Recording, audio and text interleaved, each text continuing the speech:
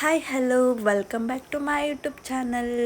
ಯಾರು ನನ್ನ ಚಾನಲ್ನ ನೋಡ್ತಿದ್ದೀರಿ ಪ್ಲೀಸ್ ಸಬ್ಸ್ಕ್ರೈಬ್ ಮಾಡೋದನ್ನ ಮರಿಬೇಡಿ, ಹಾಗೆ ಬೆಲ್ಲೈಕನ್ನ ಪ್ರೆಸ್ ಮಾಡಿ.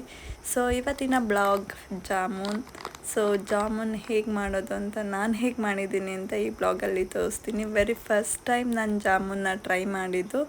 ಸೊ ಜಾಮೂನ್ನ ನಾನು ಹಾಲಲ್ಲಿ ಕಲಿಸ್ಕೋಬೇಕು ಅಂದ್ಕೊಂಡೆ, ಹಾಲು ಖಾಲಿ ಆಗಿತ್ತು, ಅದಕ್ಕೋಸ್ಕರ ನೀರಲ್ಲೇ ಕಲಿಸ್ಕೊಂಡೆ. ಸೊ ಜಾಮೂನ್ ಹಿಟ್ಟನ್ನ ನೀಟಾಗಿ ಕಲಿಸ್ಬಿಟ್ಟು 5 ಮಿನಿಟ್ಸ್ ಎತ್ತಿಟ್ಟೆ.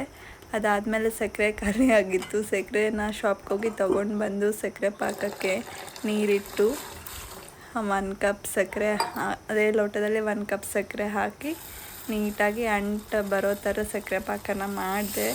ಸೊ ಫಸ್ಟ್ ಟೈಮ್ ಮಾಡ್ತಿರೋದ್ರಿಂದ ಸ್ವಲ್ಪ ಕನ್ಫ್ಯೂಷನ್ ಆಗ್ತಿತ್ತು. ಅದಕ್ಕೆ ಏಲಕ್ಕಿ ಕೂಡ ಕುಟ್ಟಿ ಹಾಕಿದ್ದೀನಿ. ಸಕ್ಕರೆ ಪಾಕ ಕಾಯ್ತಾ ಇದೆ.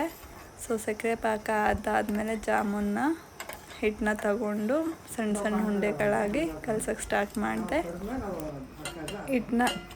ಜಾಮೂನ್ ಹಿಟ್ಟನ್ನ ನೀಟಾಗಿ ಸಾಫ್ಟಾಗಿ ಕಲಿಸ್ಕೋಬೇಕು. ಸಾಫ್ಟ್ ಆದ ತಕ್ಷಣ ಸಣ್ಣ ಸಣ್ಣ ಉಂಡೆಗಳಾಗಿ ಮಾಡಿಕೊಂಡೆ. ಉಂಡೆಗಳನ್ನೆಲ್ಲ ಒಂದೇ ಸಲ ರೆಡಿ ಮಾಡಿಕೊಂಡು ಆಯಿಲ್ ಹಾಕಿ ಕರಿಲಿಕ್ಕೆ ಸ್ಟಾರ್ಟ್ ಮಾಡಿದೆ. ಗೋಲ್ಡನ್ ಬ್ರೌನ್ ಕಲರ್ ಬರೋವರೆಗೂ ಅದನ್ನು ನೀಟಾಗಿ ಕರಿಬೇಕು. ಇದು 2-3 ಸಲ ಎಲ್ಲನೂ ನೀಟಾಗಿ ಫ್ರೈ ಮಾಡಿಕೊಂಡೆ. ಅದು ಸೀಬಾರ್ದು, ಚೆನ್ನಾಗಿ ಗೋಲ್ಡನ್ ಬ್ರೌನ್ ಕಲರ್ ಬರೋಗೂ ಕರಿಬೇಕಂತ ಅಜ್ಜಿ ಹೇಳ್ತಾನೆ ಇದ್ರು. ವೆರಿ ಫಸ್ಟ್ ಟೈಮ್ ಮಾಡ್ತಿರೋದ್ರಿಂದ ಸ್ವಲ್ಪ ಹೆಲ್ಪ್ ತೊಗೊಂಡೆ ಹೇಗೆ ಮಾಡಬೇಕು ಅಂತ. ಸೊ ಎಲ್ಲ ನೋಡಿ ಬ್ರೌನ್ ಕಲರ್ ನೀಟಾಗಿ ಬರ್ತಿದೆ, ಕೆಲವೊಂದು ಹೊಡೆದೋಗ್ತಿದೆ. ನೆಕ್ಸ್ಟ್ ಟೈಮ್ ಪರ್ಫೆಕ್ಟಾಗಿ ಮಾಡಬೇಕಂತ ಅಂದ್ಕೊಂಡಿದ್ದೀನಿ. ಸೊ ಸೆಕೆಂಡ್ ರೌಂಡ್ ಇದನ್ನು ಮತ್ತೆ ಫ್ರೈ ಮಾಡ್ತಿದ್ದೀನಿ ಉಳಿದಿರೋದನ್ನ.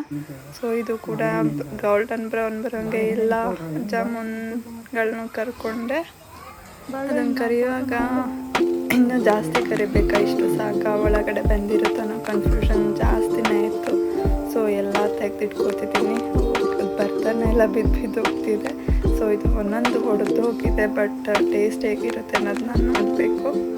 ಸೊ ಇವಾಗ ಮತ್ತೆ 3rd ರೌಂಡ್ ಕರಿತಾ ಇದ್ದೀವಿ. ಸೊ ಎಲ್ಲ ಕರೆದು ಸಕ್ಕರೆ ಪಾಕಕ್ಕೆ ಜಾಮೂನ್ ತಣ್ಣಗಾದ್ಮೇಲೆ ಈ ರೀತಿ ಫೈನಲ್ ಆಗಿ ಬಂದಿದೆ. ರಿಸಲ್ಟ್ ಕೇಳೋಣ.